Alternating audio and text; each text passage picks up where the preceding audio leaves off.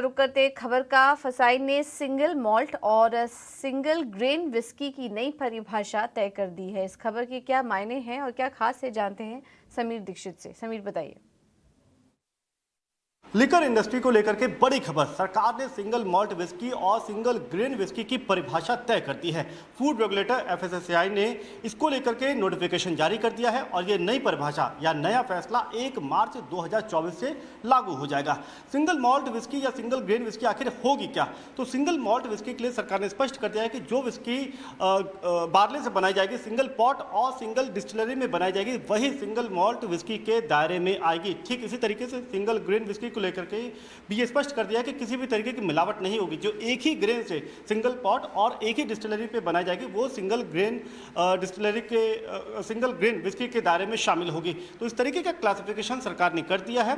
लेकिन इसके पीछे तर्क ये है, सरकार की मंशा ये है कि हाल के समय में ये लगातार देखा जा रहा है कि जो इंडियन मेड लिकर है, जो मॉल्ट विस्की का जो कंजम्पशन है वो लगातार बढ़ रहा है। जबकि 2-3 साल का आंकड़ा देखें तो ये बढ़ करके तकरीबन 50% ज़्यादा बढ़ा है। यही वजह है कि सरकार इसको लेकर के एक डेफिनेशन, एक क्लास डिफाइन करना चाहती है और इससे सरकार को यह भी फायदा नजर आ रहा है कि आने वाले वक्त में जिन फॉरेन कंट्रीज के साथ में फिलहाल एफटीए को लेकर के बातचीत जारी है, मसलन यूके के साथ में एफटीए को लेकर के बातचीत चल रही है, कनाडा है, आसियान कंट्री है, तो उसमें लिकर एक बहुत इंपॉर्टेंट एलिमेंट है। लिकर को लेकर के भी बातचीत या नेगोशिएशन चल रहा है और ऐसे में अगर इंडियन लिकर एक क्लास या उसकी डेफिनेशन तय हो जाती है तो ये एक्सपोर्ट के लिहाज से भी काफ़ी फ़ायदा देगी डोमेस्टिक इंडस्ट्री को। तो इसको लेकर के एफएसएसएआई ने नोटिफिकेशन जारी कर दिया और ये फैसला 1 मार्च से लागू हो जाएगा।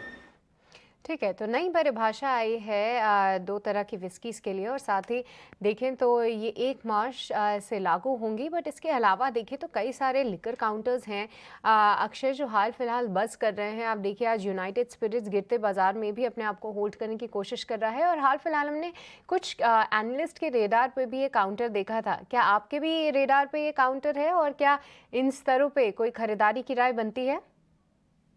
जी सृष्टि जी, अगर मैं मैकडॉवेल यूनाइटेड स्पिरिट्स की बात करूं तो ब्रॉडर अगर आप थोड़ी एक मीडियम टर्म अवधि से देखें तो स्टॉक में एक बहुत ही स्ट्रॉन्ग ब्रेकआउट पिछले पेश किया था 950 के स्तर पे। ये एक पॉजिटिव डेवलपमेंट है फ्रॉम अ पोजिशनल पर्सपेक्टिव। अगर आप शॉर्ट टर्म की बात करें एक हफ्ते की अवधि के लिए तो एक रेंज में है और अभी तक जो ऊपर के एंड है वो है अराउंड 1025 या अपर एंड ऑफ द रेंज है। तो वहां थोड़ा सा रोक टोक है वो स्टॉक में।